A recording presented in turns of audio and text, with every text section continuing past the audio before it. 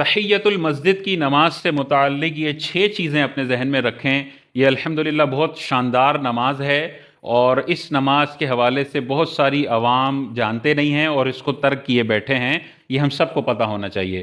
پہلی چیز یہ ہے کہ تحیت المسجد سے مراد وہ نماز ہے کہ بندہ جب پہلی دفعہ مسجد میں داخل ہو تو بیٹھنے سے پہلے 2 رکعت یا بہتر ہے کہ 4 رکعت نماز پڑھے۔ یہ سنت مبارکہ ہے۔ حضور علیہ الصلوۃ والسلام نے واضح طور پر حدیث مبارکہ میں ارشاد فرمایا، جو بندہ مسجد میں داخل ہو تو بیٹھنے سے پہلے 2 رکعت نماز پڑھے۔ یہی تحیت المسجد ہے۔ مسجد کا حق ہے کہ جب بندہ مسجد میں داخل ہو تو بیٹھنے سے پہلے یہ حق ادا کرے، یا 2 رکعت یا 4 رکعت نماز سنت پڑھے، 4 رکعت پڑھے، 2 رکعت پڑھے۔ یہ حضور علیہ الصلوۃ والسلام کی سنت ہے۔ یہ 2 چیزیں ہو گئی۔ تیسری چیز ہمیں ذہن میں یہ رکھنی ہے کہ مکروہ وقت میں اگر یہ مسجد میں داخل ہوتا ہے تو اب تحیت المسجد پڑھنا اس کے لیے جائز نہیں ہے۔ فجر کا وقت ختم ہونے کے بعد 20 منٹ، زوال سے پہلے کا جو وقت ہوتا ہے جب سورج بالکل سر کے اوپر ہوتا ہے، استوا کا وقت، یہ مکروہ وقت نمبر 2 ہے۔ عصر کے وقت کے آخر کے جو 20 منٹ ہیں یہ مکروہ وقت نمبر 3 ہے۔ اور نوافل کے اور بھی جہاں جہاں مکروہ اوقات ہیں، ان مکروہ اوقات میں اگر یہ مسجد میں داخل ہوتا ہے تو اب تحیت المسجد یہ نہیں پڑھے گا۔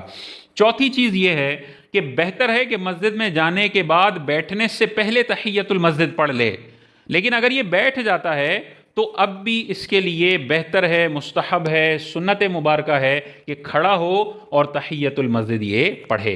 5ویں چیز اس میں یہ ذہن میں رکھنے والی ہے کہ تحیت المسجد کوئی الگ سے نماز نہیں ہے، لہذا اگر مسجد میں گھسا، یہ داخل ہوا اور اسی وقت فرض کی جماعت کھڑی ہوئی ہے تو یہ فرض نماز بھی مسجد میں داخل ہوتے ہی پڑھ لے گا، اور اس میں فرض کی نیت بھی کر لے اور تحیت المسجد کی نیت بھی کر لے تو فرض بھی ادا ہو گیا اور تحیت المسجد کی بھی نماز ادا ہو گئی۔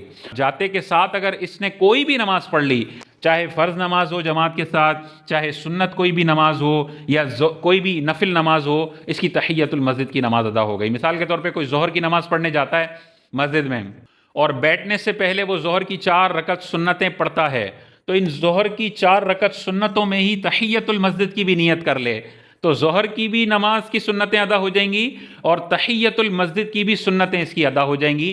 الگ سے اس کو کوئی 2 یا 4 رکعتیں تحیت المسجد کی نیت سے پڑھنے کی ضرورت نہیں ہے۔ جو موجودہ نماز پڑھ رہا ہے اسی میں نیت شامل کر لے، تحیت المسجد کی بھی نماز ہو جائے گی۔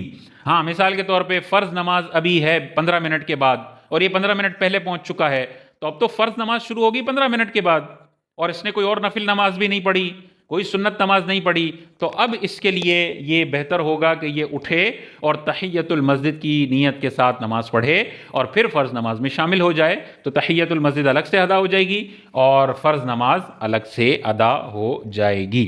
مسجد کے اندر محفل ہے اور درس ہے، اور کوئی درس کی نیت سے، محفل کی نیت سے مسجد میں داخل ہوتا ہے، تو اب اس کے لیے بھی تحیت المسجد بہتر ہے۔ تو جہاں پہ بیان ہو رہا ہے وہیں پہ پڑھے گا تو ڈسٹربنس بھی ہوگی اور یہ بیان کو نہ سننے والا کہلائے گا، وہ بہتر نہیں ہے۔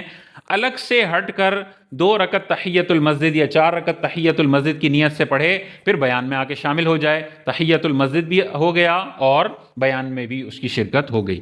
6ٹھی چیز اس حوالے سے ذہن میں رکھنے کی ہے کہ تحیت المسجد دن میں اگر 1 مرتبہ بھی آپ نے پڑھ لی تو یہ کافی ہے۔ ہر مرتبہ مسجد جاتے وقت تحیت المسجد پڑھنا کوئی ضروری نہیں ہے، ویسے بھی بہتر نمازیں کوئی لازم نہیں ہے۔ دن میں اگر 1 مرتبہ بھی نیت کر لی تو تحیت المسجد ادا ہو جائے گی۔ یہ 6 چیزیں اپنے ذہن میں رکھیں تحیت المسجد کے حوالے سے، تو انشاءاللہ آئندہ جب بھی آپ فرض نماز پڑھنے جائیں، فرض کی بھی نیت کریں، تحیت المسجد کی بھی نیت کریں، ڈبل ثواب ملے گا، تحیت المسجد کا بھی اور فرض نماز کا بھی۔ ظہر کی سنتیں، عصر کی سنتیں اور فجر کی 2 سنتیں مسجد میں جا کر فوراً پڑھ رہے ہیں تو اس میں بھی تحیت المسجد کی نیت کر لیں، اور فجر کی سنتوں کی، ظہر کی سنتوں کی، عصر کی سنتوں کی نیت کر لیں، تو یہ نمازیں روٹین میں بھی ہو جائیں گی اور تحیت المسجد کا علیحدہ سے ثواب بھی اس بندے کو حاصل ہو جائے گا۔